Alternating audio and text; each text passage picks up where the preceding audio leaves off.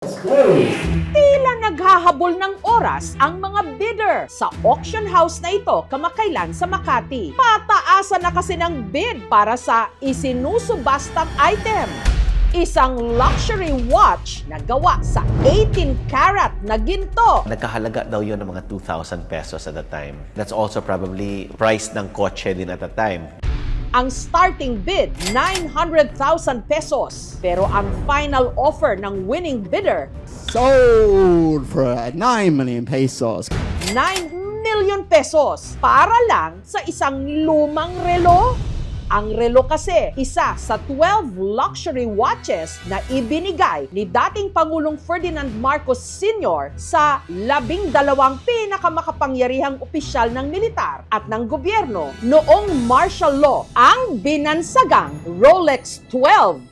Yung 12 general na yan yung supposedly nakakaalam ng mga plano para sa proclamation ng martial law bago pa ito ipatupad noong 1972.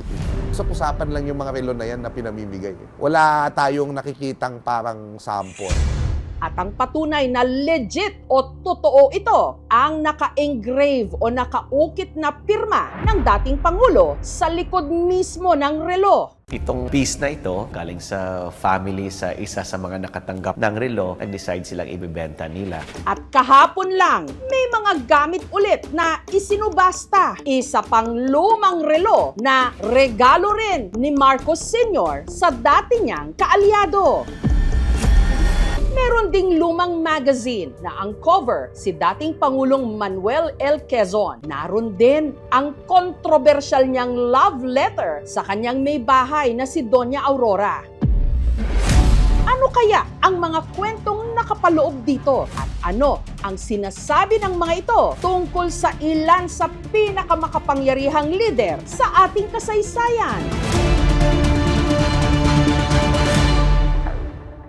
Ang vintage luxury watch na ito, simple lang sa unang tingin. Pero wag ka, gawa ito sa white gold, likha ng isa sa pinaka-prestigyosong Swiss luxury watch brand. So, ang Patek Philippe, alam mo natin yun yung Rolls-Royce sa mga relo. It was from an earlier period, mga probably 1,000 pesos. Pero at that time, isang kotse din yun. Ang original na may-ari nito, ang negosyante at dating presidente ng Senado, si Gil Puyat, kung kanino ipinangalan ang sikat na kalsada sa Makati at Pasay. It's from the family. They want auction. Isang paraan na ma-honor mo yung mga ninuno mo and to bring them back in the public consciousness. Ang relo, regalo ng dating Pangulong Marcos Sr. at ni dating First Lady Imelda Marcos para kay Puyat sa kanyang birthday. Personalized din ito. Meron pang nakaukit na dedication. May nakasulat doon to Gil with esteem, Ferdinand and Imelda. And then there's a date, 1967. And I think it coincides to his birthday. Si President Ferdinand Marcos, may sense of style. Gusto niya hindi basta-basta yung ireregalo niya sa mga bisita niya at kaibigan niya. Pero may ilang haka-haka na ang relo. Hindi lang daw simpleng regalo. Di umano, meron itong kapalit. Si Puyat kasi, makailang beses nagtangkang tumakbo noon sa pagkapangulo. Sa kanyang unang sabak noong 1957 presidential elections, tinalo siya ni Carlos P. Garcia. Balak din niya raw sanang tumakbo ulit sa pagkapresidente noong 1965. Pero ang naging manok ng kanilang partido, ang kaibigan niyang si Ferdinand Marcos Sr. na kalaunan nga naging Pangulo ng Republika. Si Senator Gil Puyat, siya po ang huling Senate President bago i-proclaim ang martial law from 1967 to 1972. Pwedeng sabihin na pinapahalagahan ni Pangulong Marcos yung relationship ng executive at saka yung legislature. Sa anthropology, pag ikaw ay binigyan ng regalo, may konsepto tayo na reciprocity. Parang may expectation na ibabalik mo yan kahit hindi eksakto, pero yung konsepto nga ng utang na loob. Ang starting bid para sa vintage luxury watch ni Senator Puyat, 400,000 pesos. I would prepare a government run like hell by Filipinos to one run like heaven by Americans. Kasama rin sa mga isinalang sa auction ang ilan sa mga memorabilia ni dating Pangulong Manuel L. Quezon. Kabilang na ang 1935 issue ng Time Magazine kung saan ang nakaimprenta sa cover ang kanyang mismong portrait. I think this is the first time na naglagay sila ng Pilipino sa cover ng Time Magazine. Big time yun. Ibig sabihin, international news tayo dahil nagsisimula na nga na tayo ay maging independent country sa mata ng mundo. I sign this bill with the utmost confidence that it will bring to the Filipino people Meron din ditong banner o bandila na may selyo ng Commonwealth. Pero ang pinaka-controversial daw na gamit ni Quezon na isusubasta ang 12 pages na love letter niya sa kanyang misis na si Doña Aurora. Itong letter na ito, it came from a collector of documents also. Tinatago niya for a very long time. It's very easy to compare the handwriting of President Quezon to other documents that are in the National Library. Ang sulat kamay na liham, nasa papel na may seal o tatak ng Malacanang ang nakasaad na petsa, January 25, 1937 o 2 taon matapos siyang mailuklok na Pangulo ng Pilipinas. My beloved sweetheart, I am fast off the ship, and while baby and Nini are having their breakfast, I am writing to you. Nakikita mo doon, super charming siya. Nag-umpisa siya na inaalagaan niya yung 2 anak na babae niya. Basta wag ko lang malaman na may anak ka sa iba.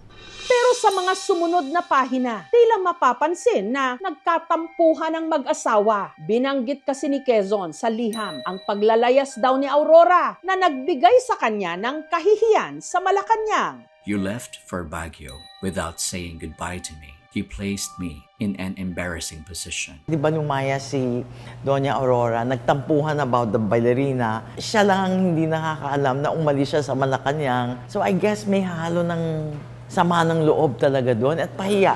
At kaya raw ito kontrobersyal dahil ang chismis sa naturang liham daw inamin ni Quezon kay Doña Aurora ang kanyang pagiging marupok. If you really think that I love you less, please don't doubt me. I have my weaknesses, as you know. And you know also that accepting the case of that ballerina, my weakness in this respect have not been serious. Ito ay isang pagpapatunay na ng isang bagay na matagal nang alam at bulong-bulungan ng taong bayan. Pero wala lang tayong parang direct quote from him. Dito, makikita mo, primary source. May pag-amin na mahina nga ako sa ganito. Tapos ang dami niyang binanggit ng mga insidente. Maliban sa ballerina na di umano nakarelasyon ni Quezon, may isa pang babaeng binanggit sa liham. When you insinuated later that I was in illicit relation with a girl that was a government pensionada, I resented the insinuation. We don't know kung sa UP yun o sa abroad. Kasi sometimes yung term ng pensionada, ibig sabihin, pinadala ka pa sa US. So, iilan lang yon. Nakipag-ugnayan ng aming team sa apo ni dating Pangulong Quezon na si Ricky Quezon Avancenia para magbigay ng komento sa nilalaman ng kontrobersyal na love letter ng kanyang lolo sa kanyang lola. Etong sulat na ito, tinanong ko nga doon sa mga kapatid ko at pamilya namin. Totoo nga bang ang dating Pangulo, playboy? With this face, do I need to rape anyone? Ang tanong ngayon, magkano na ibenta ang nakaka-intrigang love letter? From the private luxury of President Quezon. Ang luxury watch ni dating Senate President Puya, ilang milyones inabot? Wala tayong sasayanging oras dahil magkakaalaman na sa aming pagbabalik. Sold! Kahapon lang, isinubasta sa Makati ang ilang mahahalagang mga gamit na pagmamay-ari ng ilan sa mga prominenteng personalidad sa ating kasaysayan. Kabilang na ang 12 pages na love letter ni dating Pangulong Manuel L. Quezon para sa kanyang misis na si Doña Aurora. If you really think that I love you less, please don't doubt me. Sinasabing kontrobersyal ang love letter dahil inamin dito ni Quezon ang kanyang pagiging marupok sa kanilang relasyon. I have my weaknesses, as you know. And you know also that accepting the case of that ballerina, my weakness in this respect have not been serious. Lahat nung nakilala ko naman, nung bata pa ako, yung mga nakilala siya, mga kasabayan niya sa politika, lahat. Talagang babae rin dahil gwapo, may dating. Ang tanong, maingat siya or baka talagang flirt lang siya or yung ginagamit niya yung persona niya na ano. Pero I don't think it was such a big thing even with my mother. And alam niya, ako yan, lolo niyo, ang daming tagahanga. Sabi na namin, iba talaga yung karisma ng lolo mo. Maraming tagahanga na women. With this fish, do I need to rape anyone? Dito mo makikita how powerful in many ways Doña Aurora was. Ang dating nga sa akin, takusa si Manuel Quezon. Takot sa asawa. Marami ding nagko-collect niyan. Tinatawag natin yan ng mga collectors of ephemera. Nabebenta talaga sila. Ang starting bid para sa love letter ni Quezon, 50,000 pesos. Hanggang sa may nanalo na ng pinakamataas na bid. So 50,000, it went all the way to 600,000, and the winner was an online bidder.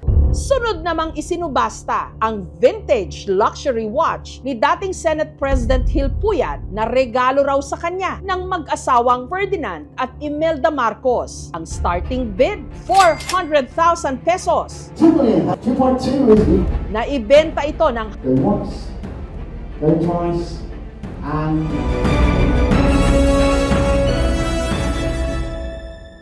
sold at 2.2 million. Congratulations to the new owner. Well done.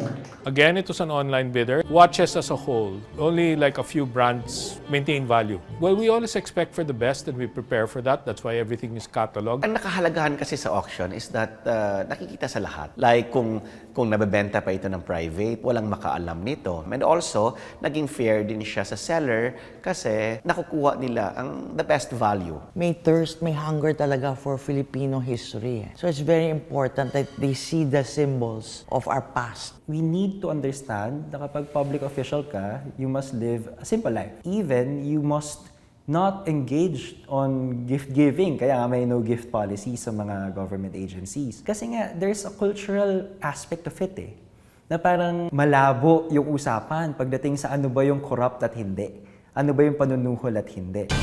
ang mga lumang gamit ng dating mga makapangyarihan sa ating lipunan. May sariling mga kwento na ngayon lang nabubunyag. At dahil sa mga kwentong ito, hanggang ngayon, patuloy pa ring hinahatulan ng kasaysayan.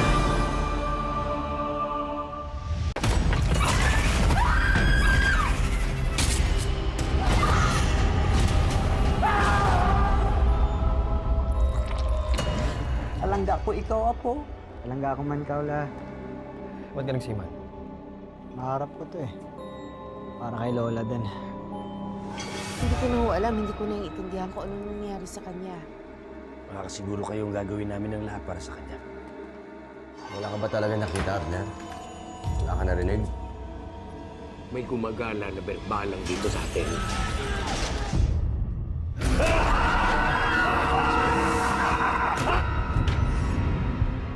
Ang mga nangangambang puso't isip, ginagamit yan ng demonyo para kumapit sa kaluluwa ng tao. Alam mo kung sino yung dapat mong ipagdasal na hindi mo makita? Si Pochong. Kumakain ng patay, may mata ng pusa, may pakpak ng pangke, lumalakas kapag kabilugan ng buwan. Mag-iingat ka sa masusunod mo sasabihin. You know about the Pochong? Please refrain from talking about Pochong. Do not attract its attention. Father Rex, yan po bang pinakamatinding sanib na naharap ninyo?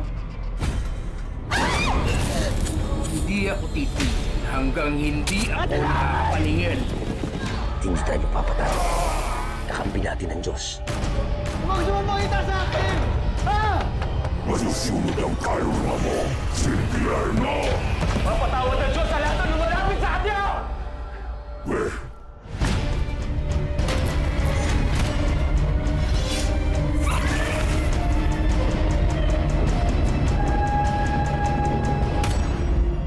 po si Jessica Soho at ito ang Gabi ng Lagim.